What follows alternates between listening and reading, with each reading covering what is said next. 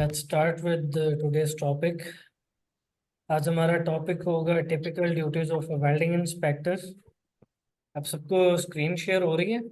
Typical duties of welding inspector में welding inspectors को employ किया जाता है to assist with quality control. आपकी जो फील्ड है that is linked with quality control. आपको कंट्रोल करना है क्वालिटी को। वो किस तरह से करेंगे? By implementing QC procedures. Okay, quality control procedures हैं, आपको उनको फॉलो करते हुए क्वालिटी को इम्प्लीमेंट करवाना है, क्वालिटी को अटेन करना है। तो मुझे ये बताएं कि अगर फॉर एग्जांपल आप as a welding inspector designate हो जाते हो, आपका काम है वेल्डिंग इंस्पेक्शन करना, उसमें आपको किसी जॉइंट को इंस्पेक्ट करना है, देखना है उसे, तो उसके लिए सबसे सिंपल या सबसे आसान तरीन चीज़ क्या कर सकते हो आप? Visual inspection. ओके, आप अपने जॉइंट को डिस्ट्रॉय किए बगैर या हाथ लगाए बगैर उसको सिर्फ देखने से इंस्पेक्ट जो करोगे उसको क्या बोलते हैं? Visual visual inspection. ओके, यानी आप किसी चीज को सिर्फ देख के जज कर रहे हो कि उसमें कोई चीज, कोई डिफेक्ट तो मौजूद नहीं है, कोई फॉल्ट तो नहीं है वहां पे। ओके, इसके अलावा फिर हमने कल की ओरिएंटेशन में कुछ चीज़ें डिस्कस की थी कि लाइक कुछ डिफेक्ट ऐसे होते हैं जो कि आपको आम आंख से देखने पे नहीं मिलते, बहुत माइनर डिफेक्ट होते हैं वो। तो अब उसके लिए आप कुछ सरफेस क्रैक डिटेक्शन की टेक्निक होती हैं उनको फॉलो कर सकते हो, कुछ वॉल्यूमेट्रिक क्रैक डिटेक्शन की टेक्निक होती हैं। इनको हम दो चीज़ों में क्लासिफाई करते हैं, एक है प्लेनर डिफेक्ट, एक है नॉन प्लेनर। कोई मुझे फर्क बता सकता है क्या फर्क होता है प्लेनर में और नॉन प्लेनर में? सर प्लेनर बहुत सीरियस डिफेक्ट होते हैं। सॉरी, लाइक उसका दोबारा बोलिएगा। प्लेनर बहुत सीरियस डिफेक्ट होते हैं ओके, और जैसे कि हमें ये लैक ऑफ साइड प्लेनर हुआ। डिफेक्ट जो है ये सरफेस पे आते हैं या सब सरफेस होते हैं? सर दोनों होते हैं। प्लेनर डिफेक्ट पूछ सर रहे हैं ना? प्लेनर डिफेक्ट्स वो होते हैं जो सरफेस पे आते हैं, जो हम विजुअली इंस्पेक्ट कर सकते हैं, और नॉन सरफेस प्लेनर और वो होते हैं जो हमें सरफेस पे जब नहीं भी आते। आप प्लेनर डिफेक्ट की बात करते हैं ना, तो प्लेनर डिफेक्ट एक प्लेन पे होते हैं, लाइक एक सरफेस के ऊपर जो आने वाले डिफेक्ट हैं उनको हम प्लेनर क्लास करते हैं, जिनको आप देख नहीं सकते हैं, जो प्लेन के अंदर छुपे हुए होते हैं, जो अंदर हिडन डिफेक्ट्स होते हैं, जिनको हम यूटीआरटी की टेक्निक यूज करते हुए निकालते हैं या इनको आइडेंटिफाई करते हैं। इनको क्या बोलेंगे? सब surface non planar defects. Okay, इसको या आप सब सरफेस डिफेक्ट बोलोगे या नॉन प्लेनर डिफेक्ट बोलोगे, जो इन दी वॉल्यूम आ रहे हैं, जो कि आप आम आंख से देख नहीं सकते। उनको चेक करने के लिए, उनको आइडेंटिफाई करने के लिए आपको या तो रेडियोग्राफिक टेस्टिंग करवानी पड़ेगी या फिर आपको अल्ट्रासोनिक टेस्टिंग करवानी पड़ेगी, राइट? सिंपल, जो ऊपर नजर आ जाएंगे वो प्लेनर हैं, जो नजर नहीं आएंगे वो नॉन प्लेनर हैं, जो अंदर हिडन होंगे। Okay, yes sir. So non destructive examination में हम कौन कौन सी टेक्निक्स यूज करते हैं? ET MT RT UT. Osama, come again. PT MT UT RT non destructive testing. बस यही है? सर हमने तो चार ही पढ़े। शहजादे, एक और अभी हमने जिस पे डिस्कशन की है ये भी तो नॉन डिस्ट्रक्टिव ही है ना, विजुअल इंस्पेक्शन, वीटी। हाँ हाँ। वीटी विजुअल टेस्टिंग जो है ये तो सबसे सिंपलेस्ट टाइप है ना, जिसमें हमें कोई अपरेटस भी यूज नहीं करना है, राइट? सो वो आपसे क्वेश्चन कर सकता है इसके रिलेटेड भी, लाइक नॉन डिस्ट्रक्टिव एग्जामिनेशन की कौन सी टेक्निक्स हैं, उसी से लीड करता हुआ आगे पूछ ले के बताएं जी इसमें सबसे सिंपलेस्ट टाइप ऑफ टेस्टिंग कौन सी है, तो वो कौन सी होगी? Visual visual. Inspection, right? Yes. Okay, so हमारा फर्स्ट स्टैंडर्ड है ISO 17637। अब आपको जगह जगह पे ये वर्ड यूज होता हुआ मिलेगा। कहीं पे BS आ रहा होगा, कहीं पे EN आ रहा होगा, कहीं पे ISO आ रहा होगा, कहीं पे ये तीनों इकट्ठे भी आ रहे होंगे। तो BS स्टैंड करता है ब्रिटिश स्टैंडर्ड के लिए। BS stand for British standard. EN stand for European standard या यूरोपियन नेशन, यानी जो सिर्फ यूरोप में फॉलो होते हैं, उन स्टैंडर्ड्स को हम किस तरह रेफर करते हैं? EN से। और ISO, अगर वही नंबर ISO में आ जाता है, that means it is an internationally recognizable standard. ISO stand for international standardization. Okay guys, okay? Yes, sir.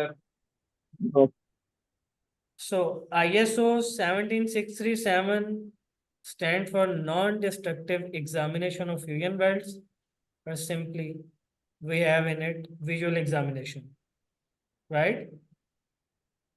दूसरी भी जो भी नॉन डिस्ट्रक्टिव एग्जामिनेशन होगी अकॉर्डिंग टू ब्रिटिश, हम इस स्टैंडर्ड को फॉलो करेंगे। 17637 से रेफरेंस लेंगे उसके। 970 आपके पास ओल्ड वर्जन होगा बुक का, बस ओल्ड वर्जन नहीं यूज करना। जो आपको मैंने शेयर किया हुआ है ग्रुप में, आपने उसी बुक को फॉलो करना। वो ओल्ड बुक है, ओल्ड स्टैंडर्ड है, उसको सुपरसीड कर दिया हुआ है 17637। ये वही चीज है ना चाहे वही चीज है, लेकिन स्टैंडर्ड्स की भी रिवीजन होती है। रिवीजन होती है, उसमें कुछ ना कुछ चीजें ऐड करके उसको नया नंबर दे दिया जाता है, नया नाम दे दिया जाता है। ठीक है, तो उसको सुपरसीड कर दिया हुआ है, अभी 970 एप्लीकेबल नहीं है। ओके, सर आईएसओ में international organization for for standardization. Standardization So requirements for welding inspection personnel will be provided according to this standard 17637।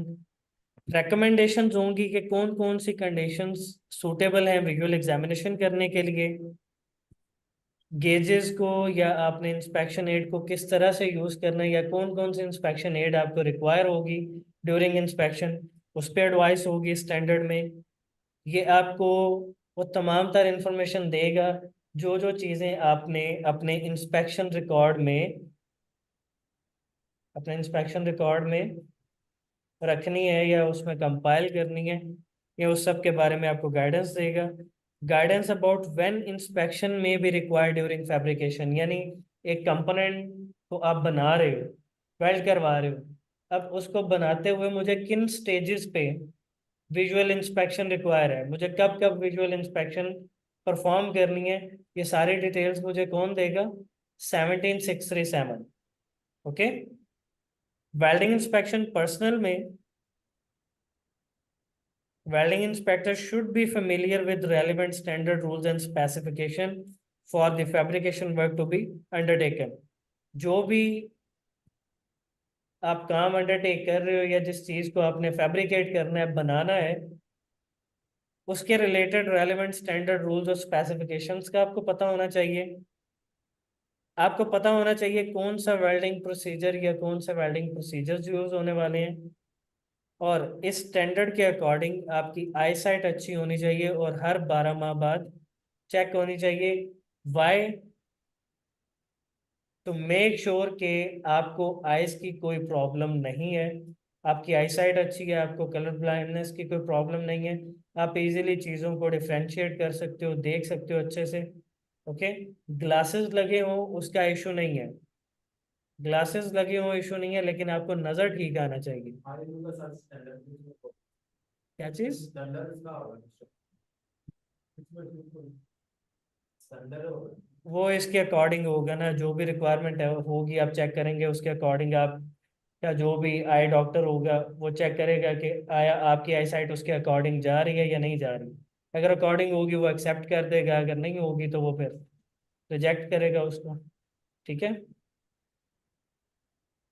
और फिर उसके हिसाब से आपको ग्लासेस रेफर करेगा। आई साइड को करेक्ट भी तो करवाना ना। सही है, अगर करेक्टेड होगी तो वो उस पे बता देगा कि कितने स्केल्स पे या कितनी लाइंस पे जाके ये करेक्शन हो रही है। Okay, so then we have illumination range. So illumination range 17637 जो स्टेट करता है, ये कहता है कि मिनिमम इल्यूमिनेशन 350 लक्स होनी चाहिए। 350 lux, but recommends a minimum of 500 lux. अब यहाँ पे क्वेश्चन कर लिया आपसे, with reference to 17637 what is the minimum illumination range? 350। Regarding to the previous question, उसी से आगे लीड करता हुआ क्वेश्चन आपको पूछ ले, what is the recommended minimum illumination range? 500। तो अगर वो मिनिमम का पूछे तो 350, recommended मिनिमम का पूछे तो 500 लक्स। लक्स यूनिट है लाइट की इंटेंसिटी को मेजर करने के लिए। जिस तरह आप वेट को मेजर करते हो ना केजी में, लेंथ को मेजर करते हो मीटर्स में, इसी तरह लाइट को मेजर किया जाता है लक्स में। इसका जो ऑथेंटिक यूनिट है वो क्या है? कैंडेला। सर वो कह रहे हैं 350 तक आप देख सकते हैं, लेकिन जो कमेंट वो करते हैं वो 500 है। जो 350 से नीचे तो किसी सूरत नहीं जानी चाहिए ना। और जो कोड रेफर बता रहे हैं हाँ, वो रेकमेंड कर रहे हैं कि 500 रेकमेंडेड है कि 500 लक्स करनी चाहिए। क्यों? क्योंकि उसमें आपकी आईसाइट अच्छी रहेगी, आपकी आइज पे ज्यादा स्ट्रेस नहीं पड़ेगी। जब भी आप अंधेरे में काम कर रहे होते हो आपकी आइज को क्या करना पड़ता है? ज्यादा फोकस करना पड़ता है। फोकस करने पे रेटिना के अंदर मसल्स होते हैं, वो मसल जब कॉन्स्टेंटली कॉन्ट्रैक्शन में रहते हैं ना, सुकड़ाव में रहेंगे, तो उसकी वजह से क्या होगा? वो पट्टे कमजोर हो जाएंगे, जिसकी वजह से आपकी आई साइट वीक हो जाती है। तो इसीलिए जब भी आपने काम करना है वहां पे इनफ लाइटिंग मौजूद होनी चाहिए, ताकि आप उसको देख अच्छे से सको, आई साइट पे कोई इफेक्ट ना आए। ओके जी। इल्यूमिनेशन लाइट को कहते हैं, लाइट की रेंज है। एक्सेस, सो एक्सेस किस तरह की होनी चाहिए आपको? ये फॉर एग्जांपल आपका एक वेल्डेड जॉइंट है, आपने जब इसको देखना है तो देखने के लिए आपका जो व्यूइंग एंगल है वो होना चाहिए 30 डिग्री पे। ओके, 30 डिग्री के आगे कुछ लिख रहा है minimum. Why 30 degree minimum? Why not 10 degree और 20 degree? Why it is 30 degree? अच्छा नंबर है। 30 डिग्री से ऊपर चला जाता है टाइम, दो सर्विस के बराबर आ है। यस। अब देखो, जब आप इंस्पेक्ट कर रहे हो ना, तो अगर मेरा ये वेल्ड हुआ है, इस वेल्ड को देखते हुए मैं बिल्कुल अपनी आइज के लेवल पे ले आता हूँ या थोड़ा सा लेके आता हूँ इधर, तो मुझे सिर्फ जो पूरी मेरी बीड है उसका ये वाला फ्रंट लुक नजर आ रहा है, बैक साइड से तो मैं देख ही नहीं सकता। तो वहां पे एक्सेस की लिमिटेशन आ जाएगी, मैं देख नहीं सकूंगा प्रॉपर। तो इसलिए मिनिमम 30 डिग्री का एंगल रखा गया, ताकि आपको दोनों साइड से नजर आ सके। मैक्सिमम आप इसको 90 पे ले जाओ, उससे ज्यादा के एंगल पे ले जाओ, लेकिन दूसरी साइड पे 180 तक आते हुए अगेन 150 आपकी लिमिट है। समझ आई? 150 तक आओगे तो नजर आएगा, अगेन उसे नीचे जाओगे तो डिफेक्ट ओवरलुक होने शुरू हो जाएंगे। ये भी इसी कोड से बता दो, क्या चीज? इसी कोड से बता देगा। दोनों साइड से अगर आप जाते हो तो ये मैक्सिमम मैक्सिमम की लिमिट, आप ऑब्वियस है कि उसको ऐसे होगे तो देखोगे नहीं, तो नॉर्मली आप उसको 90 तक ही लेके जाते हो। तो मैं आपको एक रेफरेंस दे रहा हूँ कि अगर 30 इस साइड से है ना, तो 30 ही 180 वाली साइड से भी होगा। ऑब्वियस एक लिमिट होती है ना, कि आप अगर इस साइड से देख रहे हो, इधर से देखते हुए आप दूसरी साइड पे जाते हो, तो तब भी आप मैक्सिमम 150 तक जा सकते हो। लेकिन आपकी अच्छी आई साइट है तो आपको 90 डिग्री पे एग्जैक्ट दोनों साइडें विजिबल हो जाएंगी, स्ट्रेट नॉर्मल पे। ओके, ये भी ISO का बता दीजिए 1 हाँ जी, इसी के मुताबिक।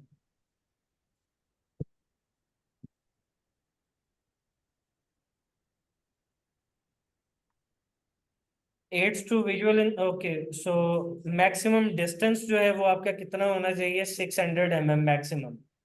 इससे ज्यादा दूर लेके जाएंगे तो डिफेक्ट नजर आने बंद हो जाएंगे, वो नजर नहीं आएंगे accurately. Okay, aids to visual inspection where access for direct visual inspection is restricted. यहाँ पे आप कुछ अपरेटर्स हैं जिनको यूज कर सकते हो। मिरर्ड बोरस्कोप है और फाइबर ऑप्टिक व्यूइंग सिस्टम है जहाँ पे आप नहीं जा सकते उधर। ये ऑपरेटर्स जो हैं इनसे आप अपनी इंस्पेक्शन कर सकते हो। ओके, लेकिन ये महंगे ऑपरेटर्स होते हैं तो यूजुअली कॉन्ट्रैक्ट में इनकी रिक्वायरमेंट रखी जाती है और ये आपको क्लाइंट साइड से प्रोवाइड किए जाते हैं। ओके, ऑक्सिलरी लाइटिंग, ऑक्सिलरी किसे कहते हैं? एडिशनल, एज अ हेल्प, जिस चीज को आप यूज करते हो। लाइक आप स्टेडियम में लाइटिंग देख लो, तो स्टेडियम में नाइट टाइम में जो लाइटिंग यूज होती है वो ऑक्सिलरी लाइटिंग ही कंसिडर होगी। आप किसी पाइपलाइन के अंदर जा रहे हो इंस्पेक्शन करने के लिए, बड़े डाया का पाइप है, आप अंदर जा रहे हो इंस्पेक्ट करने के लिए रूट को, अब वहां पे लाइट तो होगी नहीं, आपको लाइट की जरूरत पड़ेगी ना। तो उसके लिए फिर आप जो एडिशनल टॉर्च लेके जाते हो या जो भी लाइट लेके जाते हो वो ऑक्सिलरी लाइटिंग में आती है। ओके, इसके अलावा वेल्डिंग गेजेस हैं, मिसअलाइनमेंट जो फिटअप करते हैं जब दोनों मेंबर्स को वेल्ड करना है, उनके दरमियान अगर अलाइनमेंट नहीं है तो उसको चेक करने के लिए गेजेस हैं। मेजरिंग टेप्स हैं और मैग्नीफाइंग लेंस होते हैं। लेकिन मैग्नीफाइंग लेंस की मैक्सिमम रेंज कितनी होनी चाहिए? उसका जूमिंग जो है वो सिर्फ 5x तक होनी चाहिए, इससे ज्यादा जूम ना करता हूँ। ओके, किन स्टेजेस पे आपको इंस्पेक्शन रिक्वायर है?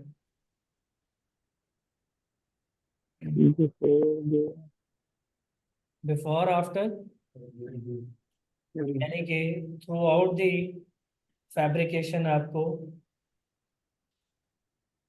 थ्रू आउट द फैब्रिकेशन क्या चाहिए? Inspection require, right. आपके पास एज अ वेल्डिंग इंस्पेक्टर ये कुछ डॉक्यूमेंट्स होंगे जो कि आपके जॉब वर्क के लिए हैं, एप्लीकेशन स्टैंडर्ड या कोड जिस पे काम करना है, क्वालिटी प्लान्स होंगे, इंस्पेक्शन चेकलिस्ट होगी, ड्राइंग्स होंगी और क्यूसी प्रोसीजर्स होंगे जिनके अंदर आपके मटेरियल हैंडलिंग है, स्टोरेज एंड इशू पॉलिसी होती हैं, वेल्डिंग प्रोसीजर स्पेसिफिकेशंस हैं जिनको आपने इम्प्लीमेंट करना होता है। Good workmanship, what is good workmanship? मिलजुल के काम करो, हम्म, मिलजुल के काम करो। No, no.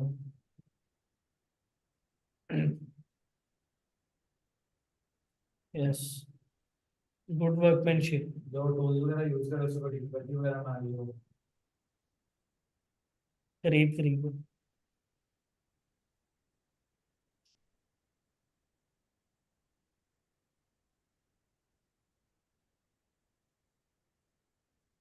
गुड वर्कमैनशिप कहते हैं कि अगर एक कॉम्पिटेंट वर्कर है, आप उसको उसकी रिक्वायरमेंट के टूल्स, उसकी रिक्वायरमेंट का इन्वायरमेंट प्रोवाइड कर दो जिसमें कि वो इजी होके विदाउट एनी हिंड्रेंस, किसी रोक टोक के बगैर वो काम कर सके, देन वो जो प्रोडक्ट आपको बना के देगा that should be defect free. उसके अंदर किसी किस्म का कोई डिफेक्ट नहीं होना चाहिए, वो आपके स्टैंडर्ड या कोड की रिक्वायरमेंट के मुताबिक होना चाहिए। इसको हम बोलेंगे गुड वर्कमैनशिप। ओके, इसमें वो ज्यादा ये वो सब आ जाएगा जिसमें ऑलमोस्ट कर रही है उसमें वो। इसी की चीज का तो बता रहा हूँ ना कि वो तमाम कंडीशंस, मैंने आपको बोला कि उसकी मर्जी का वर्किंग इन्वायरमेंट वो तो आपने क्रिएट करके देना ना। आप उसको अगर वेल्डिंग करवा रहे हो किसी ऐसे एरिया में जहाँ पे हाई विंड्स हैं, वहां पे तो वो नहीं कर सकेगा उस तरह से। क्या ख्याल है? तो हाई विंड्स में वैसे भी प्रेफर नहीं किया जाता है कि वेल्डिंग करवाई जाए, सेग्रीगेशन के बहुत ज़्यादा चांसेस होते हैं। आप किसी डेजर्ट एरिया में हो तो वहाँ पे तूफान आने की वजह से आप वहाँ पे वेल्डिंग करवाओगे? कभी भी नहीं करवाओगे। टेम्परेचर लो और हाई पे। टेम्परेचर का इशू नहीं होता, एयर फॉल का इशू टेम्परेचर का इशू नहीं है। बारिश में नहीं होता है।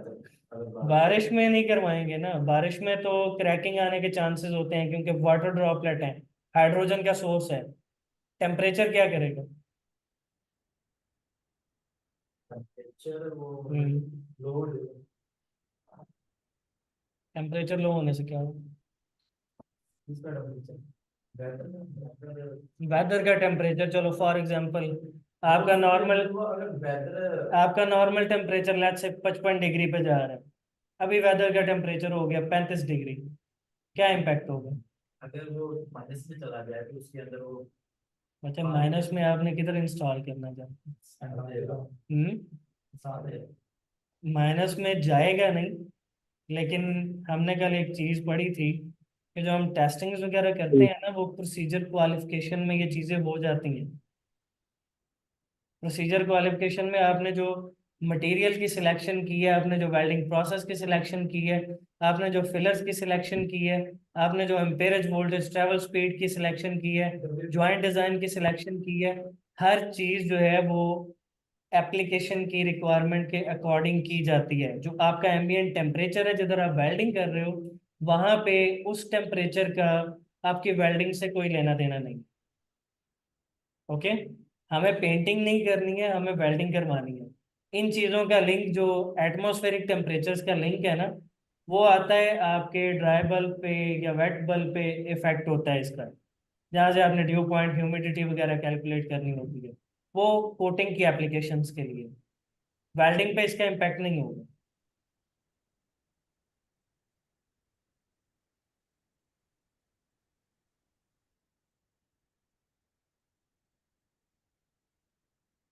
So a welding inspector should also ensure that any inspection aid that will be needed are in good condition and calibrated as appropriate or as specified by the QC procedure. यानी कोई और अगर इसके अलावा इंस्पेक्शन एड रिक्वायर है तो वो भी अच्छी कंडीशन में होनी चाहिए और कैलिब्रेटेड हो। सेफ्टी कॉन्शियसनेस किसकी जिम्मेदारी है? सबकी वेरी गुड, सबकी वेरी गुड ओसामा। यहाँ पे कुछ लोग हैं जो सेफ्टी इंस्पेक्टर पे डायरेक्ट लंदा उल्टेंगे। लेकिन मुझे ये बताओ कि आपसे ज्यादा किसी को आपकी जान प्यारी है? नहीं है ना? तो फिर initially every person is responsible for his or her own safety on site, और एज अ वेल्डिंग इंस्पेक्टर आपको पता होना चाहिए आपके वर्क प्लेस की तमाम सेफ्टी रेगुलेशंस का। और ये प्रॉपर आपको हर कंपनी में HSE की प्रैक्टिसेस करवाई जाती हैं, ठीक है, प्रॉपर ट्रेनिंग दी जाती है आपको। आपने जिस जगह पे काम करना है वहाँ पे जो भी सेफ्टी प्रोटोकॉल्स फॉलो होने, सेफ्टी इंस्पेक्टर आपको गाइड करेगा। हाँ, अगर आप किसी जगह पे कोताही करते हो तो फिर वहाँ पे वो आपके कान भी खींचेगा, ठीक है। उधर फिर वो सर्जनिश भी करवाएगा आपकी कि ये बंदा जो है ये सेफ्टी प्रोटोकॉल्स को फॉलो नहीं कर रहा, इसको लाइफ रिस्क है। समझ आई? ओके, देन इंश्योर दैट, अब सेफ्टी इंस्पेक्टर तो चेक करता ही करता है, एज अ वेल्डिंग इंस्पेक्टर आपके पास भी अथॉरिटी है कि आप भी चेक कर सकते हो कि जो सेफ्टी इक्विपमेंट हमें चाहिए वो अवेलेबल है या नहीं है, और वो सूटेबल कंडीशन में है या नहीं। Okay, so now we will discuss on duties before welding. Before welding हमें कुछ चीज़ों को चेक करना होता है, और उनमें सबसे पहली चीज़ क्या है? मटेरियल। अगर मटेरियल ही नहीं चेक किया, क्या चीज़? बाद में चेक करने का क्या करना हाँ, मटेरियल को इनिशियली हमें चेक करना होता है। उसकी रीज़न ये होती है कि मेक श्योर हो जाए कि जिस जिस मटेरियल पे हम वेल्डिंग करने वाले हैं, जिसके लिए हमने सारे पैरामीटर्स अप्रूव किए हैं, क्या वो वही मटेरियल है या चेंज मटेरियल, राइट? सो ये इसके रेफरेंस मैंने आपको बताया था, किधर आपको मिल जाएंगी, ड्राइंग पे भी मिल जाएंगी और WPS पे भी मिल जाएंगी।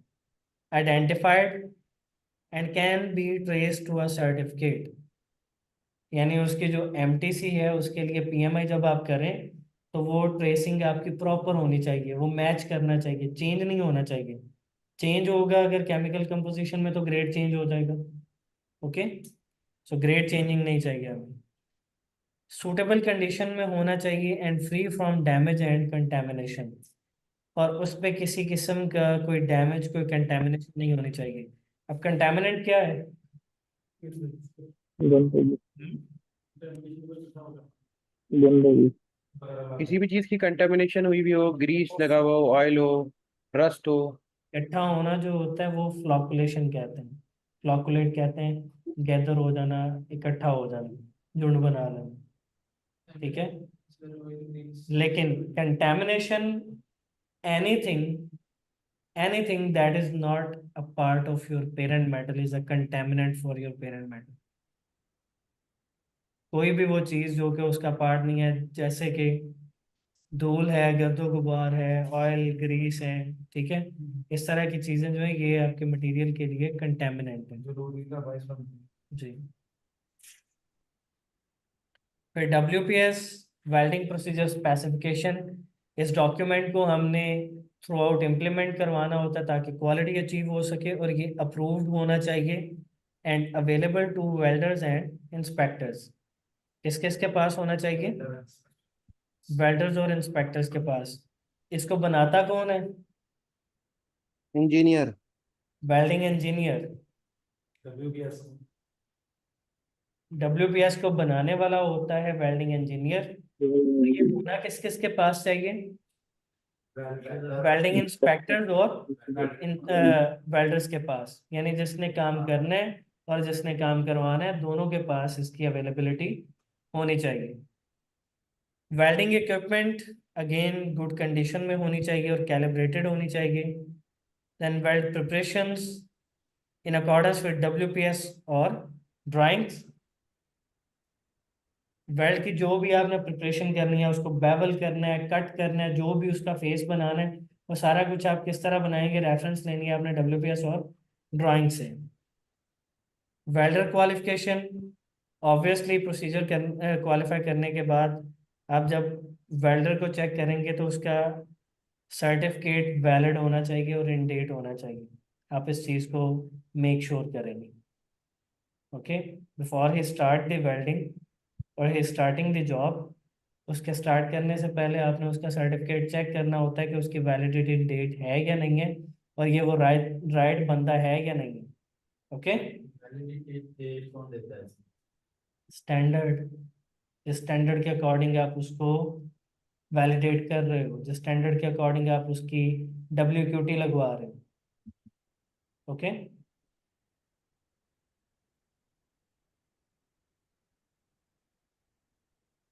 वेल्डिंग कंज्यूमेबल्स, कंज्यूमेबल्स जो मर्जी हो जाए आप अपनी मर्जी से चेंज नहीं कर सकते। कंज्यूमेबल आप वही यूज करोगे जो WPS पर रेफर्ड है, और उनकी इवन स्टोरिंग या कंट्रोलिंग जो है वो भी आपने as per the QC procedure ही करनी है। जैसे आपको डायरेक्शंस होंगी वैसे ही करेंगे, वरना क्वालिटी अचीव नहीं होगी। जॉइंट का fit up in accordance with WPS, और बाजू का जो टैकिंग की जाती है प्लेट्स को होल्ड करने के लिए या पाइप्स को होल्ड करने के लिए, उसकी भी लेंथ्स की रेंजेस जो है वो आपको WPS पे मिल जाती हैं। वेल्ड फेसेस, जो भी आपने अपना मटेरियल प्रिपेयर किया है वो फ्री होना चाहिए किसी भी किस्म के डिफेक्ट, कंटेमिनेशन और डैमेज से। प्री हीट, प्री हीट के साथ आगे क्या लिख रहे हैं? If required, what does that mean? अगर जरूरत पड़ेगी। यानी यहाँ से एक चीज तो आपको वाजह हो रही है कि हर मटेरियल के लिए हर कंडीशन में प्री हीट करना जरूरी नहीं। नहीं है। कुछ मटेरियल ऐसे भी होते हैं जिनको हम प्री हीट करते ही नहीं है।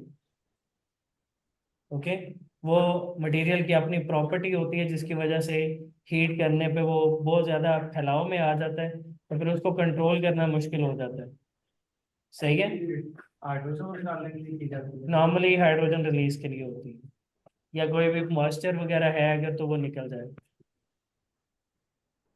तो इसके भी टेम्परेचर की रेंज किधर गिवन है? WPS WPS पे।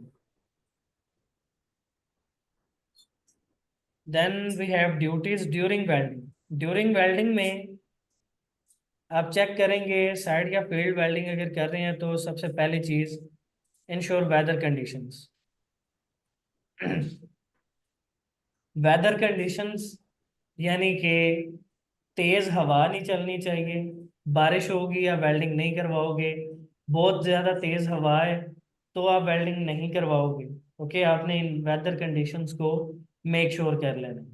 क्यों? क्योंकि वेल्डिंग करते हुए जो आपकी आर्क जल रही होती है, जिससे वो सारा मोल्टन मेटल ड्रॉपलेट ट्रांसफर हो रहे हैं आपके वेल्ड पूल में, अब वहां पे अगर तेज हवा होगी तो आग डिस्टर्ब नहीं होगी, फ्लक्चुएशन आएगी उसमें। ठीक है, बारिश अगर है तो पानी है वो जब जलेगा साथ में, यहाँ पे आपको शॉक वगैरह का भी खदशा हो सकता है। राइट, सो इन चीजों को देखना होता है। ओके, सो वेल्डिंग प्रोसेस जो है ये इन अकॉर्डेंस विद WPS होना चाहिए। प्री हीट अगर रिक्वायर्ड है तो minimum temperature again in accordance with WPS। Interpass, interpass temperature कौन सा टेम्परेचर होता है? वेल्डिंग के बीच में जो होता है। बीच वेल्डिंग के बीच में? वेल्डिंग करते हुए जो टेम्परेचर क्रिएट हो जाता है वो इंटरपास टेम्परेचर होता है ना। नहीं, जो सर वेल्डिंग स्टार्टिंग में करते होता हुए है, नहीं। जब स्टार्टिंग में जब वो इलेक्ट्रोड को हम लगा रहे होते हैं सरफेस के साथ वेल्ड कर रहे होते जी, okay, let me show you something. बस sir interpass temperature pre heat temperature की जितना ही होना चाहिए, नहीं, ऐसा नहीं होता। उससे कम ना हो ना। हाँ, प्री हीट का जो मैक्सिमम टेम्परेचर है उससे कम नहीं होना चाहिए, लेकिन अगर आप ये बोलो कि जितना प्री हीट का टेम्परेचर है उतना ही इंटरपास का टेम्परेचर हो, तो ऐसा नहीं होता।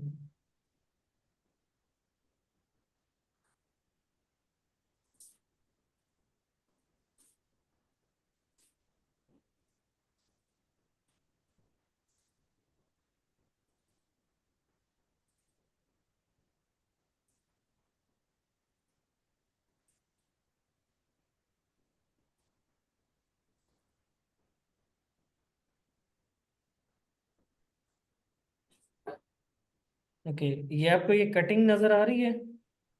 हैं। जी सर। ये पहले मेंबर बिल्कुल स्ट्रेट होता है ऐसे स्क्वायर शेप में। जब उसकी थिकनेस बढ़ती है तो फिर हमें उसको कट करना पड़ता है एक स्पेसिफिक एंगल पे। तो डिफरेंट टाइप की प्रिपरेशन होती हैं, ये हम चैप्टर नंबर 2 में पढ़ेंगे कल के टॉपिक में, कि ये प्रिपरेशन किस टाइप की होती हैं, किस तरह से इनको प्रिपेयर किया जाता है, और क्या इसके फायदे हैं, क्या नुकसान हैं। ओके, इसको हम कल डिटेल में डिस्कस करेंगे। अभी आज के लिए आप लोग ये देख लो कि वेल्डिंग को फिल करने की सीक्वेंस क्या होती है। सबसे पहला पास जो आप लगाते हो वो लगता है रूट में। ठीक है, यस सर। ये लग गया रूट पास, ये बन गई। Okay. इसके बाद आप लगाएंगे हॉट पास।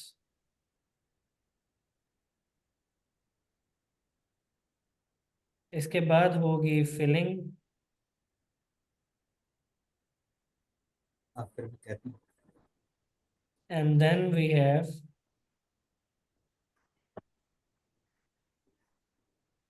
कैपिंग। ओके, इस तरह से पूरा वेल्ड कंप्लीट होता है।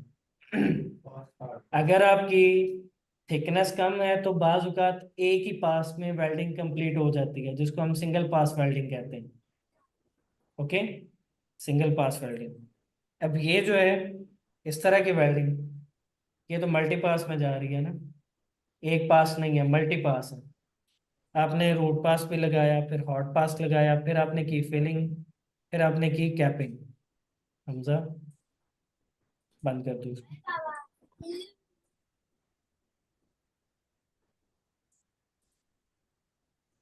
Okay, so root pass, hot pass, filling and capping. अब इसमें कोई भी दो रन, फॉर एग्जांपल मैंने रूट पास लगाया, रूट पास लगाने के बाद मैं लगा रहा हूँ हॉट पास, है तो ये दोनों पासेज है ना, इन दोनों के दरमियान मैं जो टेम्परेचर मेंटेन करूंगा उसको क्या बोलेंगे? Inter pass temperature. Inter pass temperature. तो नॉर्मली ये एक स्टैंडर्ड प्रैक्टिस है कि जो भी आपका मैक्सिमम प्री हीट का टेम्परेचर होता है ना, जो रेफरेंस दी है, लेट्स से 250 आपका मैक्सिमम प्री हीट टेम्परेचर है, तो 250 से अबव आप 75 डिग्री या 100 डिग्री तक अबव इंटर पास का टेम्परेचर लेके जा सकते हो। ओके, सॉरी, मैंने आपको बताया ये नॉर्मली हम लेके जा सकते हैं, लेकिन इसकी भी मिनिमम रेंज क्या होती है? आपका मैक्सिमम प्री हीट का टेम्परेचर। ठीक है, लेट्स से मेरे पास अगर मिनिमम प्री हीट टेम्परेचर 150 है, मैक्सिमम प्री हीट टेम्परेचर 250 है, मैक्सिमम इंटर पास टेम्परेचर 350 है, तो मेरा मिनिमम इंटर पास टेम्परेचर क्या होगा? 150। 250। Maximum pre heat is your minimum inter pass. Inter pass की बेस जो है वो आपका मैक्सिमम प्री हीट टेम्परेचर होता है। उससे ऊपर मैंने बोला कि लाइक 250 है, तो उससे ऊपर हम 75 डिग्री या 100 डिग्री तक लेके जाते हैं। ओके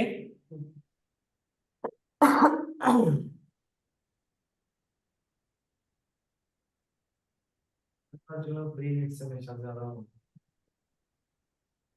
हमेशा ज्यादा नहीं होगा, मैंने बोला कि बेस उसकी क्या है, मिनिमम इंटर पास की। आपका जो मैक्सिमम प्री हीट है ना वो 250 भी हो सकता है, लाजिम नहीं है कि वो अबव ही हो। बाज जगह पे हो भी सकता है, बाज जगह पे नहीं भी हो सकता, दोनों पॉसिबिलिटीज हैं।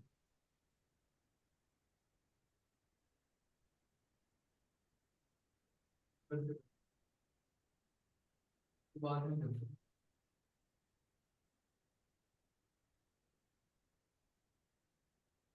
Welding consumables welding consumables should be in accordance with WPS and being controlled as procedure. Welding parameter जो भी करंट वोल्टेज ट्रैवल स्पीड है ये अपने WPS के अकॉर्डिंग ही रखनी है। रूट वन को पॉसिबली हमें इंस्पेक्ट करना होता है, इसकी क्या रीजन होती है?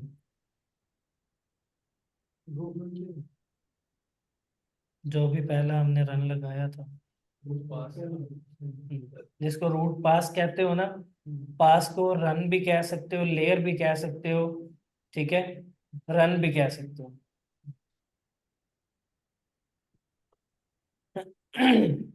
जब आपने पहला पास लगा दिया जो रूट पास है, उसको लगाने के बाद उसकी इंस्पेक्शन इतनी क्रिटिकल क्यों होती है? क्यों चेक करना होता है कि रूट सही लगा या नहीं लगा? Root is the base. अगर बेस ही प्रॉपर नहीं है, बेस में ही कोई lack of union, lack of penetration जैसी प्रॉब्लम आ रही है, तो आप अज्यूम कर सकते हो कि वो आपको आपकी रिक्वायर्ड मैकेनिकल स्ट्रेंथ देगी या मैकेनिकल प्रॉपर्टीज आपको उधर अचीव होंगी? नहीं होगी। और इवन वहाँ पे स्ट्रेस कंसंट्रेशन पॉइंट है, वहां से क्रैकिंग स्टार्ट हो सकती है। ओके, तो इसीलिए रूट प्रॉपर लगनी चाहिए। अब इसमें नॉर्मली मुझे ये बताएं, फॉर एग्जांपल अगर रूट प्रॉपर नहीं लगती, रूट में कोई लैक ऑफ यूनियन या लैक ऑफ रूट पेनिट्रेशन की प्रॉब्लम है, तो क्या हम उसको कवर कर सकते हैं या नहीं कर सकते?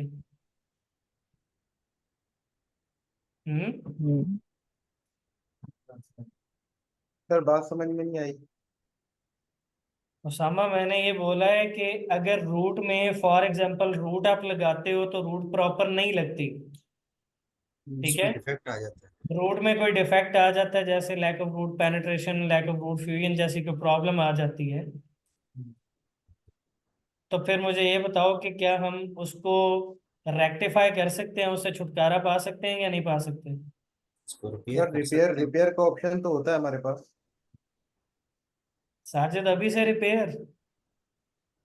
सर हम्म, ऑनलाइन रिपेयर और प्रोडक्शन रिपेयर वो दो रिपेयर होती है ना, दो रिपेयर। अरे वो तो होते हैं, वो तो ऑब्वियस सी चीज है, लेकिन अभी हमारे पास हॉट पास है ना? जी सर। हम्म। जी। नहीं तो लेकिन सर हॉट पास भी तो है ना अभी, तो वो फौरी तौर पे लगाया जाता है करंट तेज रख के। ये जी सर, वो पेनिट्रेशन बढ़ जाए। इसके रूट पास के बाद फौरन ही वेट नहीं किया जाता, जल्दी हाँ। लगाया जाता है। तो वो हॉट पास इसीलिए लगाया जाता है कि अगर रूट पास में रूट की पेनिट्रेशन बाहर नहीं गई है तो फिर हॉट पास में करंट जरा नॉर्मल रेशो से ज्यादा रख के उसको जरा दबा के लगाया जाता है, ताकि वो वेल्ड मेटल जो के रूट से अभी पेनिट्रेट नहीं किया है बाहर वाली साइड पे, वो बाहर को पेनिट्रेट कर हो जाए। जाए।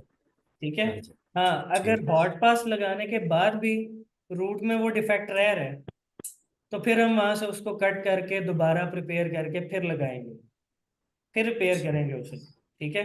लेकिन ठीक। पहली ऑप्शन क्या होती है? रूट पास लगाओ।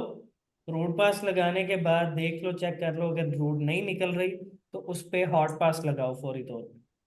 हॉट पास से भी नहीं निकलती तो देन आप कट आउट की तरफ आओगे, वरना पहले अगर आपकी रूट नहीं निकल रही तो इनिशियली हॉट पास लगाए बगैर हम उसको रिपेयर नहीं करेंगे। ठीक है राइट। सर। राइट।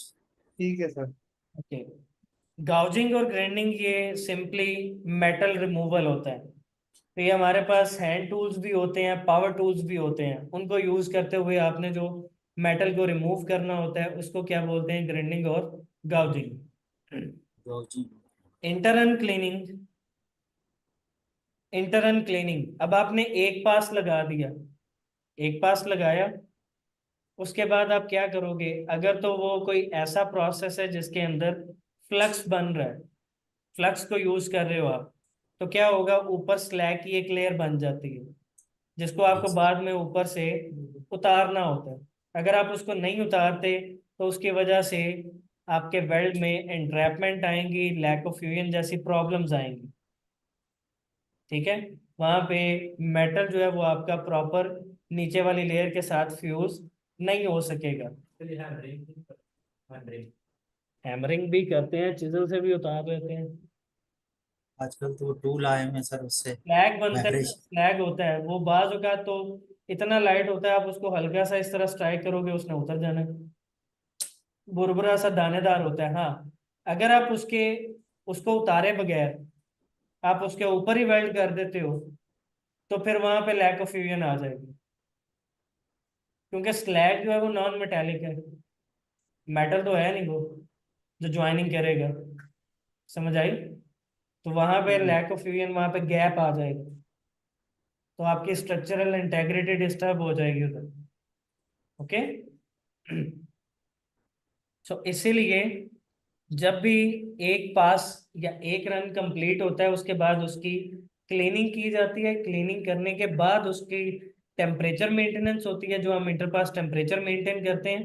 देन उसके ऊपर दोबारा से वेल्डिंग स्टार्ट की जाती है। ओके। इस प्रोसेस से होके गुजरा जाता है। Clear? Yes sir. Then we have welder. So welder again on the approval register and qualified for the WPS being used. Duties after welding. After welding में हमें क्या चेक करना है? Weld identification. जिस भी वेल्डर ने वो वेल्ड बनाया होगा उसकी आईडी मार्क होगी। आईडी मार्क कर देनी है कि जी फलां वेल्डर ने ये वेल्ड बनाया है। उसकी फिजिकल आप अपेयरेंस रिकॉर्ड करोगे कि जब उसने वेल्ड बनाया उस टाइम पे उसकी फिजिकल अपेयरेंस कैसी थी, आप उसको रिकॉर्ड करोगे। देन चेक करोगे डायमेंशनल सर्वे।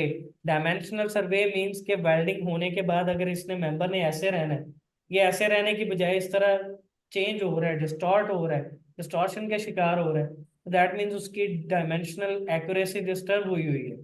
वहाँ पे ऑब्वियस सी चीज़ है कि अगर प्रोटोकॉल्स को फॉलो नहीं किया गया, प्रोसीजर को फॉलो नहीं किया गया, तभी वहाँ पे इस तरह का मामला हुआ। राइट। ड्राइंग्स। अब ड्राइंग का आफ्टर वेल्डिंग क्या काम होता है? वेल्डिंग कंप्लीट होने के बाद, वेल्डिंग कंप्लीट होने के बाद फॉर एग्जांपल बाज़ बात ऐसा होता है कि आप वेल्डिंग करवाते जा रहे हो और एक जगह ऐसी आ गई जहाँ पे एज पर द ड्राइंग तो एक्सेस होनी चाहिए, लेकिन जब आप देखते हो तो वहाँ पे कोई ओवरलैपिंग में कोई लाइन जा रही है। आप वहां पे वेल्ड नहीं करवा सकते, आप उधर वेल्ड तो नहीं करवा सकते ना, फिर आपको क्या करना पड़ेगा, उस लेंथ को थोड़ा बढ़ाना पड़ेगा।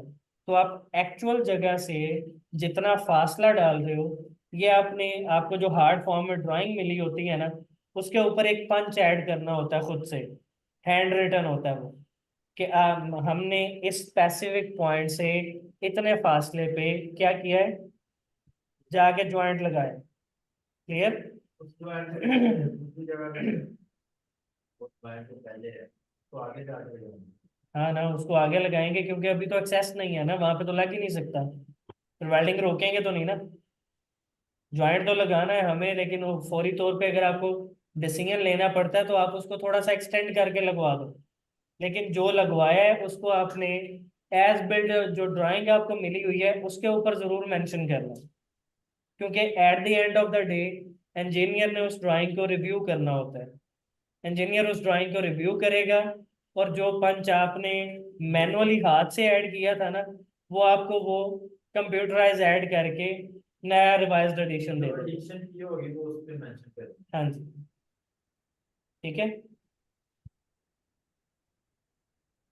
इसके अलावा आपके पास जो भी PWHT आप करते हैं, रिपेयर्स लगाते हैं, रिपेयर भी मॉनिटर किया जाता है इन अकॉर्डेंस विद प्रोसीजर। इसके साथ ही साथ आपने जो नॉन डिस्ट्रक्टिव टेस्टिंग करवानी है, डिस्ट्रक्टिव टेस्टिंग करवानी है, प्रेशर टेस्टिंग करवाते हो, हाइड्रो टेस्टिंग करवाते हो, न्यूमेटिक टेस्टिंग करवाते हो, आप कोई भी टेस्टिंग करवाओ, हर चीज़ का आपके पास रिकॉर्ड मौजूद होना चाहिए, राइट? हर चीज़ का रिकॉर्ड मौजूद होना चाहिए, क्योंकि आपने अपनी पर्सनल इंस्पेक्शन रिपोर्ट के साथ ये सभी डॉक्यूमेंट इकट्ठे करके, अटैच करके, कंपाइल करके आपने आगे अपने सुपरवाइजर को रिपोर्ट करना होता है, राइट? या आप आगे उसको सबमिट करवाते हो। तो ये स्पेसिफिक कोड मिलता है इसको राइटर को भी और दूसरे। उसी के अकॉर्डिंग आपका प्रोसीजर अप्रूव हुआ होता है ना, उसी के अकॉर्डिंग आपने रेफरेंसेस लेने होते इसमें हैं। मैंने ये किया है, उसका कोड एक लिखा होता है। हर किसी के लिए नहीं होता है ये, एक ही कोड है, इंटरनेशनल कोड, जैसे हमने स्टडी किया है 1767 को। ये वेल्डर को मिलता है कोड 07 ऐसे ऐसे कोड मिलता है कि वो तो इस बंदे नंबरिंग होती है ना, वो तो नंबरिंग होती है नंबरिंग कि इस बंदे इतना नंबर वेल्डर सर्टिफिकेट है, उसके हिसाब से वेल्डर की आईडी होती है। जैसे आपके आईडी कार्ड का नंबर है ना स्पेसिफिक, उसी तरह जब वेल्डर का सर्टिफिकेट होता है, उसके ऊपर उसकी आईडी नंबर होता है, ठीक है? उसकी वही आईडी नंबर जो है वो मार्क किया जाता है, उसी से उसकी आइडेंटिफिकेशन होती है। सेव किया जाता है, इस वेल्डर ने किया, इस बंदे ने इंस्पेक्शन किया है। हाँ जी। अब हर जगह पे रिक्वायरमेंट डिफरेंट हो सकती है, रिक्वायरमेंट डिफरेंट हो सकती है। बाज़ जगह पे आपको बना बनाए रिपोर्ट के सैंपल मिल जाते हैं, बाज़ जगह पे रिक्वायर कर लिया जाता है आपसे कि नहीं, आप अपनी रिपोर्ट जो है वो खुद से बनाएं। तो अगर आप अपनी रिपोर्ट खुद बनाते हो तो उसके अंदर आपने किन किन चीज़ों को मैंडेटरी ऐड करना है, उसमें 1767 नेम स्टेट करता है कि उसमें नेम ऑफ मैन्युफैक्चरर या फैब्रिकेटर, जिस आइटम को एग्जामिन कर रहे हैं उसकी आइडेंटिफिकेशन होनी चाहिए, मटेरियल टाइप कौन सा था, उसकी थिकनेस क्या थी, कौन सा जॉइंट था, वेल्डिंग प्रोसेस कौन सा यूज़ किया, किस स्टैंडर्ड या क्राइटेरिया पे काम किया आपने। फिर जितने भी डिफेक्ट मिलेंगे आपको, या तो आप उनके एक्यूरेट स्केच बना देंगे, या फिर आप उनकी फोटोग्राफ लेके साथ में अटैच कर देंगे उस स्पेसिफिक जॉइंट के लिए, ठीक है? देन नेम ऑफ एग्जामिनर और inspector and date of examination, जिस बंदे ने इंस्पेक्शन परफॉर्म किया है उसका नाम, उसके साइन स्टैंप होंगे, और डेट ऑफ एग्जामिनेशन, जिस डेट पे ये एग्जामिनेशन परफॉर्म हुई है वो डेट होगी। So that's all, right? ये वो Yes. जो रिपोर्ट सुपरवाइजर को जमा करो जो हमने बना इसके साथ टेस्टिंग रिकॉर्ड्स भी, ठीक है? ये आपकी पर्सनल रिपोर्ट होगी, इसके साथ जितनी भी टेस्टिंग आपने कैरी आउट करवाई है वो सारा का सारा रिकॉर्ड कंपाइल करके वो आगे आपने सबमिट करवा दें। Okay, per day obviously per day का होता है। एक दिन में आपने कोई एक ज्वाइंट तो अप्रूव करवाना नहीं होता।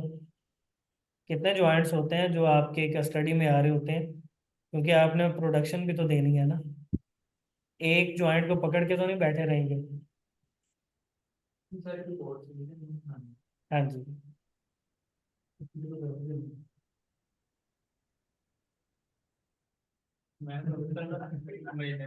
जी, इसमें कोई क्वेश्चन है आप लोगों का? यहाँ तक हमने जो स्टडी किया है इसमें कोई क्वेश्चन हो? सर अगर हम गाउजिंग को बोले तो इसको हम स्लैग रिमूवल के लिए भी करते हैं। गाउजिंग कह जी। सकते हो, लेकिन वो स्लैग जो क्लीन करते हैं ना, वो तो इंटरनल क्लीनिंग में आता है। गाउजिंग या जी, जी। ग्राइंडिंग आप स्पेसिफिकली किसके लिए यूज करते हो? जो आपका मेटल है, मेटल को रिमूव करवाना है आपने। लाइक स्पैटर आ गया, स्पैटर को आप रिमूव करवाते हो। एक्सेस वेल्ड मेटल है, उसकी फ्लशिंग करवानी है, ग्राइंडिंग करोगे। वहां से कोई डिफेक्ट आ गया, अगर वहां से ग्राइंडिंग करवानी है तो वहां पे आप ग्राइंडर यूज करते हो। तो उसमें जो हैंड एंड पावर टूल्स आप यूज करते हो उसको हम बोलते हैं ग्राइंडिंग और गाउजिंग। ठीक है सर, ओके। Got it. तो ग्राइंडिंग करवाने के बाद ऐसे उसके निशान वगैरह करते हैं। कट नहीं होना चाहिए, लेकिन वो बहुत ज्यादा डीप नहीं होना चाहिए ना। वो स्मूथ होगा तो चल जाएगा, अगर शार्प होगा तो नहीं चलेगा। सर वो बाद में पेंट इंस्पेक्टर्स के बाद पास पे जाना, वो फिर हैंड ग्रेडिंग नहीं करते उसको सारा लेंगे। किसको? वो जो मटेरियल होगा हमारा, वो बाद में पेंट इंस्पेक्टर अगर डेप्थ 1 मिलीमीटर की लगी है तो 1 मिलीमीटर 1 मिलीमीटर में पता कितने माइक्रोन आते हैं? 1000 माइक्रोन है। आपकी प्रोफाइल की रिक्वायरमेंट कितनी है? 30 से 75 माइक्रोन। वो तो 1 मिलीमीटर का बहुत छोटा सा हिस्सा बनता है। समझ आई? वो डैमेज कवर नहीं होता फिर। इसलिए वॉल थिकनेस की एक रेंज होती है। अगर उतनी रिडक्शन होती है तो वो एक्सेप्टेबल है, अगर उससे ज़्यादा होगी तो वो नहीं। और नॉर्मली जब वेल्डिंग करनी होती है ना, तो उससे पहले ही बाज़ औक़ात पाइप्स वगैरह की या प्लेट्स की जो ब्लास्टिंग होती है ना, वो पहले ही करवा दी जाती है, ताकि वो पहले ब्लास्टिंग सारी हो जाए। उसके बाद उसकी करो वेल्डिंग, वेल्डिंग करवाने के बाद उसके ऊपर कोटिंग करवा दो। That's it। सही है। लेकिन ये भी वेरी करता है, हर कंपनी एक जैसा प्रोसीजर नहीं फॉलो करती। ठीक है, तो ये डिफर भी कर सकते हैं। Yes, any other question please? Sir ये जो आपने बताया था कि रूट में डिफेक्ट जब आ जाए, क्या चीज? जो आपने जो ऊपर बताया था कि रूट में जब डिफेक्ट आ जाए, ठीक है, तो बाईपास जब आपने बताया था कि उससे पहले पहले, मतलब जो पेनिट्रेशन से पहले पहले हो जाए फिर बाईपास फीड देंगे, जैसे उस तरह आपने बताया था। आतिफ, आपकी आवाज क्लियर नहीं है मुझे।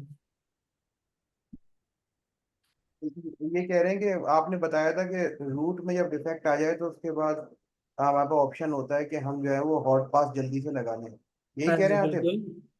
इसी का पूछ रहे हैं सर। यस सर, हाँ, यही कह रहा हूँ। जो प्लीज सर। रूट में जब कोई डिफेक्ट आ जाता है ना, like lack of root fusion आ गई या लैक ऑफ रूट पेनिट्रेशन आ जाती है, तो उसके लिए क्या चीज जी। होती है फिर? आपने रूट पास लगाने के बाद फौरी तौर पे लगाना होता है हॉट पास। हॉट पास लगाएंगे, ठीक है। हॉट पास लगा लेंगे। अगर उसमें वो डिफेक्ट कवर हो जाता है तो देन इट्स ओके। अगर नहीं होता है तो फिर आप क्या करेंगे? फिर आपको अल्टीमेटली उसको कट आउट करवाना पड़ेगा, फिर उसके लिए और कोई चांस नहीं होता। लेकिन अगर वो हॉट पास लगाते ही कवर अप हो जाता है तो देन इट्स ओके, फिर आप आगे अपनी वेल्डिंग कंटिन्यू कर सकते हैं। ओके, ठीक है। ओके। चलो आज के लिए यहीं तक। कल हम जो टॉपिक करेंगे that will be terms and definitions, chapter number 2। सो आप लोग उसको एक दफ़ा अच्छे से रिवाइज कर लीजिएगा। ओके, और कल हम उस पर डिटेल में डिस्कशन करेंगे। कल फ्राइडे है सर, बता दें 10 बजे आना, याद रखें। जी बेटा, कल 10 बजे होगी क्लास।